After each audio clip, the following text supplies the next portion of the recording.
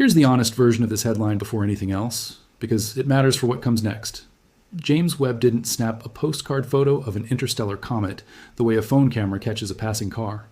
What Webb actually produced, across 3 separate visits to the same target between August 2025 and June 2026, was something rarer, and once you understand it, considerably more impressive than a simple picture. It built the first mid-infrared chemical fingerprint ever captured from an object that formed around another star. A false color image where every pixel encodes not just light, but the exact molecules glowing in that light, followed by an isotope analysis so precise it could trace the object back to the specific temperature conditions present when its ice first solidified, billions of years ago, around a star that isn't ours. That distinction between a photograph and a fingerprint is the whole story, and it's a better story than the simpler one, not a lesser one, once you actually sit with what each of those 2 words means in practice and what each one took to produce. So let's go through what Webb actually saw in order across nearly a full year of observation, because the real sequence of events turns out to be stranger and far better documented than any single headline can hold. The object in question is 3I Atlas, discovered on July the 1st, 2025, by the NASA-funded Atlas Survey Telescope in Chile, and confirmed within about 24 hours as only the 3rd interstellar object ever recorded passing through our solar system, after Oumuamua in 2017 and Borisov in 2019. It was moving at roughly 130,000 miles per hour when found, on a hyperbolic trajectory that marked it immediately as a visitor from outside the sun's gravity, something that formed around a different star entirely and has been drifting through the galaxy, unattached to any solar system, for what researchers would eventually estimate could be billions of years, long before Earth itself had finished forming. Within weeks, every major observatory capable of reaching it was pointed in its direction, a coordinated global response assembled in a matter of days rather than the months or years such multi-observatory campaigns normally take to organize. NASA's Hubble Space Telescope captured the first genuine photograph on July 21st, 2025, when the comet was about 277 million miles from Earth. An image credited to astronomer David Jewett's team at UCLA that showed a small, dust-shrouded nucleus with a faint plume streaming outward. Jewett's team used that image to work backward from the object's brightness and estimate its size, since the solid nucleus itself is too small and too obscured by surrounding dust to resolve directly, even with Hubble's sharp optics, a limitation shared by every telescope that has attempted to image the comet directly rather than through its surrounding cloud of gas and dust. Their published range put the nucleus somewhere between roughly 1,000 feet and 5 miles across. That's a wide range, but it was tighter than anything ground-based telescopes had managed on their own, and it established something significant on its own. 3I Atlas is almost certainly larger than both interstellar objects that came before it, dwarfing Oumuamua's estimated 400-meter length and likely outweighing Borisov's roughly 700-meter nucleus by a wide margin, making it by far the largest confirmed piece of solid material ever to visit from another star. That Hubble image is, to be precise about it, the closest thing to the real picture most people imagine when they hear a telescope has photographed a comet. Webb's role, which started 2 weeks later, was different by design. On August 6, 2025, Webb turned its near-infrared spectrograph, known as NIRSpec, toward 3I Atlas for the first time. NIRSpec doesn't work like a camera lens capturing a scene. It splits incoming light into its component wavelengths and measures exactly how much light arrives at each one. The same basic principle behind a prism splitting sunlight into a rainbow, but tuned to reveal the precise chemical signatures hidden in infrared light invisible to human eyes. Every molecule absorbs and emits light at its own distinctive set of wavelengths, a kind of chemical barcode unique to each substance. Carbon dioxide, water, and carbon monoxide each leave a different signature in that spectrum. And by measuring exactly how bright or dim the light is at each specific wavelength, astronomers can work out precisely which molecules are present in the comet's coma and in roughly what proportions, without ever needing to physically sample the material itself, a technique that has been refined and validated across decades of prior comet and planetary observations. What came back from that first session surprised the team analyzing it. Comets are usually water-ice bodies first and foremost, and when they warm near the sun, water vapor typically dominates the surrounding coma, the cloud of gas and dust that builds up around an active comet's nucleus. 3I Atlas's coma wasn't dominated by water at all. It showed one of the highest carbon dioxide to water ratios ever measured in any comet, interstellar or otherwise, alongside carbon monoxide, water ice, and a trace of a sulfur-bearing compound. Researchers offered a genuinely compelling natural explanation. If the comet formed farther from its home star, in the colder region of a protoplanetary disk where carbon dioxide ice survives, but past, where water ice would already have burned off, It could have baked in that carbon dioxide-heavy composition from birth, a kind of chemical birth certificate from a solar system that isn't ours, preserved essentially unchanged across billions of years of drifting through the cold of interstellar space. Between that first NIR spec session and Webb's return with Miri in December, the comet made its closest approach to the Sun on October 29, 2025, passing at a distance of roughly 36 astronomical units, just inside the orbit of Mars. Around October 3rd, as 3I Atlas swept close enough to the red planet, NASA and the European Space Agency coordinated an ambitious, largely improvised observation attempt discussing whether orbiters already stationed at Mars, including ESA's Mars Express and its ExoMars Trace gas orbiter, built for mapping Martian terrain rather than tracking a fast-moving interstellar comet, could be repointed in time to catch even a faint detection from a genuinely unusual vantage point no Earth-based telescope could match. A request that had to move through mission planning approvals on a compressed timeline measured in days rather than the months such repointing decisions normally take. It was a real technical challenge, attempted on short notice rather than a guaranteed success. And it captures something true about the entire campaign. Humanity didn't have a purpose-built comet-chasing fleet standing by for this exact event, and every instrument involved had to be repurposed on the fly. It had a scattered set of spacecraft and instruments built for entirely different jobs, repurposed and coordinated across multiple space agencies in the span of a few months for an object that gave almost no advance warning and will never pass this way again. At no point did 3I Atlas pose any danger to Earth or Mars. Its closest approach to Earth kept it at roughly 8 astronomical units, about 270 million kilometers away, and NASA's public guidance throughout the campaign was unambiguous about there being zero impact risk. That first result also landed in the middle of a controversy that had already been building for weeks. And it's worth being straightforward about both sides of it, because the disagreement was real, played out in public, under real names. 2 weeks before Webb's first observation on July 16th, a small team of researchers, including Harvard astrophysicist Avi Loeb, posted a preprint paper on the Archive server exploring, as a formal thought experiment, whether 3I Atlas's trajectory and behavior could be consistent with deliberately controlled, potentially hostile extraterrestrial technology rather than a natural comet. The paper wasn't peer-reviewed, and the authors themselves described it as a pedagogical exercise rather than a confident claim, built around 3I Atlas's unusual size, its retrograde orbit tilted close to the plane of the planets, and small deviations in its trajectory from what pure gravity alone would predict. All points the authors framed explicitly as testable predictions rather than settled conclusions,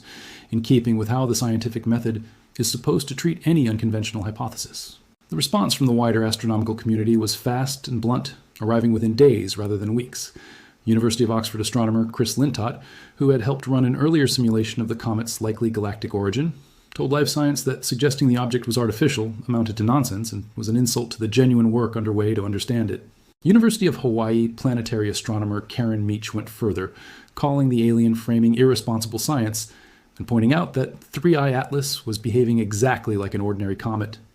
University of Regina astronomer Samantha Lawler, while defending the general principle that scientists should stay open to testable predictions, said the specific paper pushed that openness past a reasonable limit. Loeb, for his part, has never claimed certainty. He's described the hypothesis as an interesting exercise worth exploring regardless of how likely it turns out to be, a framing considerably more measured and cautious than how it often got summarized in headlines promising a hostile alien spacecraft bearing down on the solar system. That same disagreement resurfaced a second time in the fall, over a more specific, more technical claim, and it's worth walking through carefully because it's the closest this story gets to a genuinely quantitative dispute, rather than a broad philosophical one. As 3I Atlas approached and passed its closest point to the Sun in late October 2025, its trajectory showed a small non-gravitational acceleration, a tiny deviation from the path pure gravity alone would produce, the kind of thing every active comet exhibits to some degree because outgassing jets act like weak, uneven thrusters as ice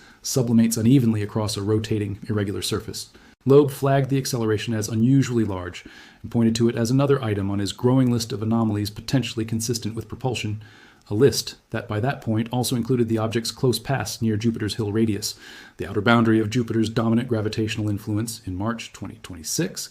and an earlier spectral detection from ground-based telescopes showing an unusual ratio of nickel to iron in the comet's outgassing, without the cyanide signature ordinarily expected alongside it. A separate team led by aerospace researcher Thomas Marshall Eubanks and published in Research Notes of the American Astronomical Society ran the numbers again and concluded the acceleration was, in their own description, entirely typical of normal comet behavior, produced by the same gentle push from gas and dust venting off the surface that scientists have documented in solar system comets for decades and decades of prior observation. Other researchers pointed out that the nickel-iron imbalance falls within the range of natural variation already documented across the wider population of known comets, once measurement uncertainty at that extreme distance from the Sun is properly accounted for, a caveat that applies to nearly every single instrument anomaly flagged over the course of the campaign. Separately, radio astronomers with the SETI Institute and the Breakthrough Listen project pointed the Allen telescope array at 3I Atlas throughout its approach and sifted through tens of millions of individual radio detections in its direction, and found no transmitter signal beyond what a household appliance would produce, ruling out anything resembling an active artificial broadcast from the object at any power level modern instruments could detect. A genuine, direct, experimental test, rather than a theoretical argument either way. That back and forth captures the real texture of this entire story. Well, not a cover-up, not a single verdict handed down from on high, but competing groups of credentialed scientists publishing their reasoning where anyone can check it, landing so far, overwhelmingly, on the side of this is a comet, while taking the minority hypothesis seriously enough to actually run the numbers and point the instruments against it, rather than dismiss it outright. By late November 2025, ground-based telescopes had settled a related piece of the puzzle that had also generated its own round of confused headlines. Earlier images had led some observers to report the comet appeared to have lost its tail entirely as it rounded the Sun, followed shortly after by new images showing a pronounced anti-tail, a plume of dust appearing to point sunward rather than away from the Sun, the way a typical comet tail does. Multiple observatories, including the Gemini South Telescope in Chile, ultimately captured 3I Atlas with a clear, conventional dust tail streaming outward as expected, resolving the confusion within days once better viewing angles became available, and researchers attributed the earlier confusion to viewing geometry and the specific angle Earth had on the comet at different points in its orbit, a real but mundane explanation, rather than evidence the object was doing anything unnatural. Around the same period, a separate team led by researcher Josep Trigo Rodriguez analyzed the comet's surface composition and reported something else unexpected, though again thoroughly natural. 3I Atlas appeared to share compositional traits with dwarf planets and other icy bodies orbiting far beyond Neptune in our own solar system, showing signs consistent with cryovolcanism, essentially cold, ice-driven eruptions rather than the rocky volcanism familiar from Earth. Trigo Rodriguez described the team's own surprise at finding that material formed in a completely different remote planetary system could resemble the makeup of bodies formed at the far edge of our own, a resemblance that, if it holds up under further analysis, suggests certain basic chemical processes in cold, distant regions of forming planetary systems may play out in broadly similar ways across very different stars, not just around our own Sun, hinting at a kind of shared chemistry stretching across the galaxy rather than a set of rules unique to our own solar neighborhood. Then came the observation this title is really pointing toward, and it's the one that most deserves the word image in a way people can actually picture and remember. As 3I Atlas moved away from the Sun in December 2025, freshly warmed from its closest solar approach, its ancient ice converting into a brighter, more active coma than at any earlier point in the campaign, Webb's team seized the opportunity and interrupted the telescope's planned observing schedule to turn its mid-infrared instrument, known as MIRI, toward the comet. MIRI conducted two separate observing sessions, the first on December 15th and 16th, when the comet sat roughly 205 million miles from the Sun, and the second on December 27th, by which point it had drifted out to about 236 million miles. Each session requiring precise, time-sensitive scheduling as the comet's position and brightness shifted week to week. Unlike NIRSpec's earlier spectroscopic readout, which produced a single average spectrum for the whole coma, MIRI's data could be processed into an actual false-color image, built by researchers M. Belyakov at Caltech and I. Wong at the Space Telescope Science Institute, with final image processing by A. Pagan, showing the spatial distribution of specific molecules glowing around the nucleus, mapped pixel by pixel, rather than just a single number representing the average chemistry of the whole cloud. Released by NASA as the first mid-infrared chemical fingerprint ever obtained from an interstellar object, it is, functionally, the closest thing to a real image of 3I Atlas that highlights its true alien chemistry rather than just its silhouette, and arguably a more scientifically meaningful milestone than a conventional photograph could ever have been. And what that fingerprint showed was its own genuine surprise. For the first time on any interstellar visitor, Webb directly detected methane gas in the comet's coma. Methane is a highly volatile molecule, meaning it sublimates from solid ice into gas extremely easily, at temperatures far colder than what's needed to release water, which normally means any methane near a comet's surface should boil off and escape well before the comet gets anywhere close to the sun. Its delayed appearance, only showing up clearly after the comet had already rounded the sun and warmed considerably, suggested the methane had been buried deep beneath the surface, shielded from solar heating during the comet's approach, only reaching the surface and escaping once the sun's warmth had penetrated further into the nucleus's interior layers, essentially peeling back frozen material that had likely stayed untouched since the comet's formation, long before it was ever ejected from its home star system. Alongside the methane, MIRI also confirmed carbon dioxide and water vapor in the coma, rounding out a chemical portrait unlike anything previously cataloged in a solar system comet, native or otherwise.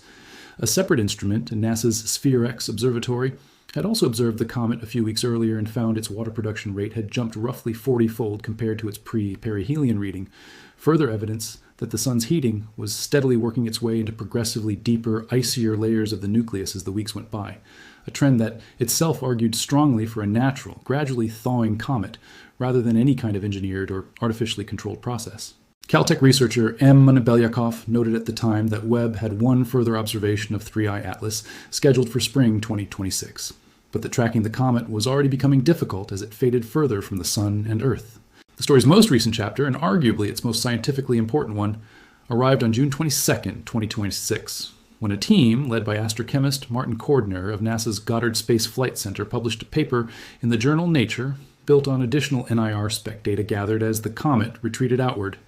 after receiving special approval to interrupt Webb's planned schedule of observations a second time to make use of the instrument. This analysis went beyond simple molecular identification and measured isotope ratios, specifically the proportion of deuterium, a heavier form of hydrogen, sometimes called heavy hydrogen, because it carries an extra neutron in its nucleus, relative to ordinary hydrogen, locked into the comet's water and organic molecules. The results were, in Cordner's own description, a genuine surprise.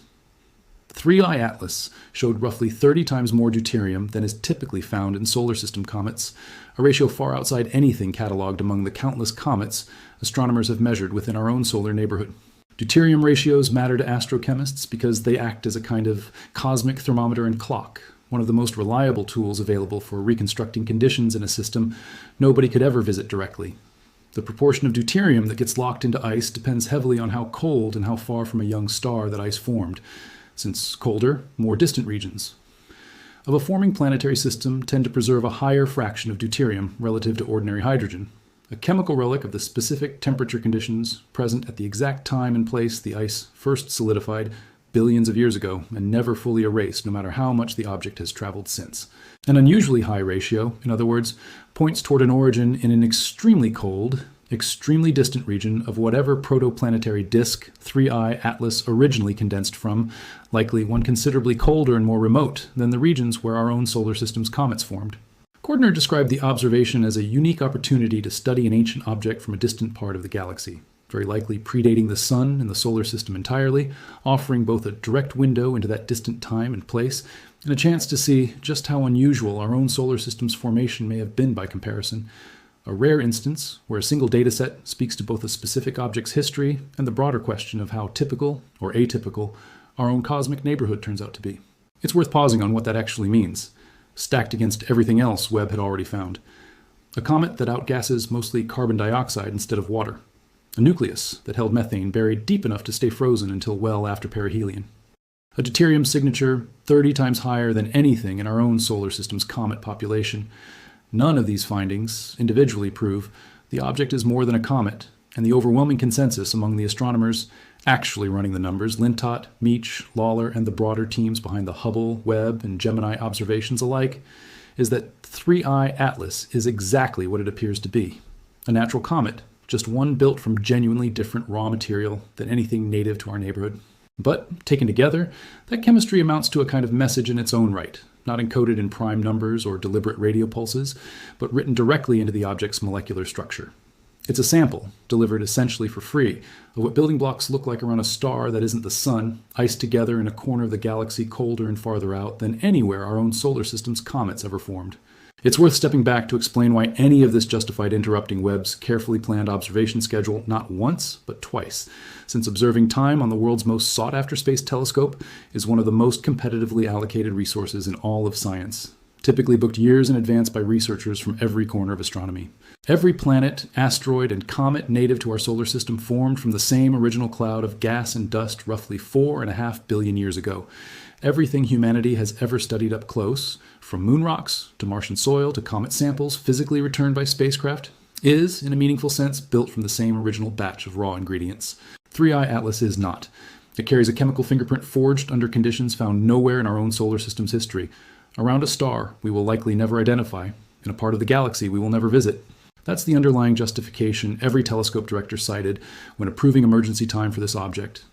On the exceedingly rare occasion something from outside our solar system drifts through, it is a genuine physical sample of another star system's formation history, delivered to our doorstep essentially for free, and it happens on nobody's schedule but its own, arriving without warning and departing on a timeline no funding cycle or observing queue was ever built to accommodate. Astronomers don't get to choose when it arrives. They don't get to choose what it turns out to be, and once it's gone, as 3I Atlas now is, there's no second chance to look closer, no matter how much any given team might have wanted one. Fading fast, difficult to track, even with the most sensitive instruments available, and it is never coming back.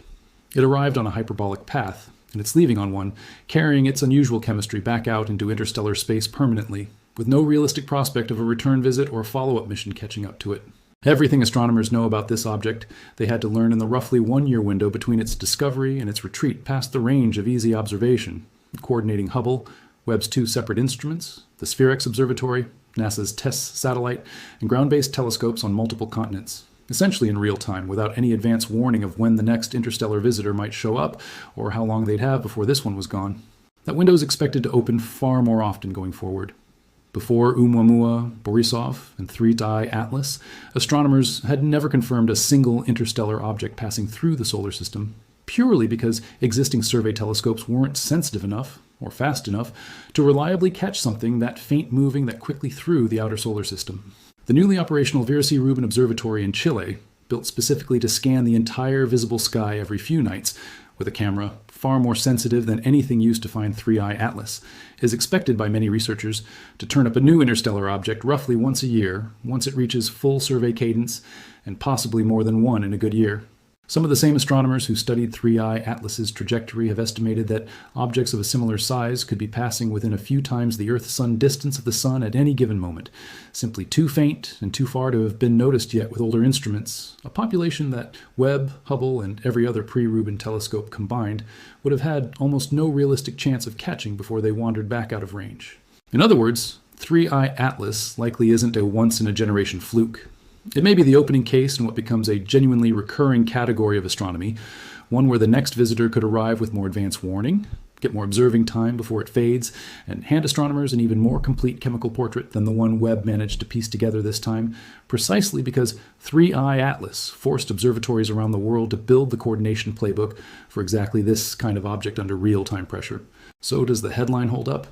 Did James Webb just announce the first real image of 3I Atlas? Not in the sense of a simple photograph. Hubble beat Webb to that particular milestone back in July 2025, and it's worth crediting Hubble's team for it directly, rather than blurring the two achievements together, since getting that kind of detail right is exactly what separates an honest account of this story from a sloppy one. But Webb's MIRI image from December 2025, the one showing methane glowing around the nucleus in false color, genuinely is the first image of its kind ever produced, from any interstellar object, anywhere. A picture that doesn't just show you the shape of something from another star system, but shows you, directly, what it's actually made of, molecule by molecule, mapped across the frame, rather than compressed into a single number. That's a more precise, and honestly a more remarkable claim than the simpler one the headline implies, and it's the kind of claim that holds up completely if you go check NASA's own published image gallery and the underlying Nature papers behind it, both the August 2025 composition study and the June 2026 isotope paper, both freely available for anyone willing to read past the headline. Given the choice between the smaller, exaggerated version of this story and the real one wins easily, and it doesn't need a single invented detail to do it. A comet older than our solar system, carrying chemistry unlike anything native to our neighborhood, argued over in public by scientists on every side of the alien question, photographed in its true molecular colors for the first time in human history, and then gone forever within a matter of months, leaving behind nothing but the data an entire generation of astronomers scrambled, successfully, to capture before it slipped back into the dark it came from, exactly as its hyperbolic path always meant it eventually would. No embellishment required, and none of it would have made a better story anyway.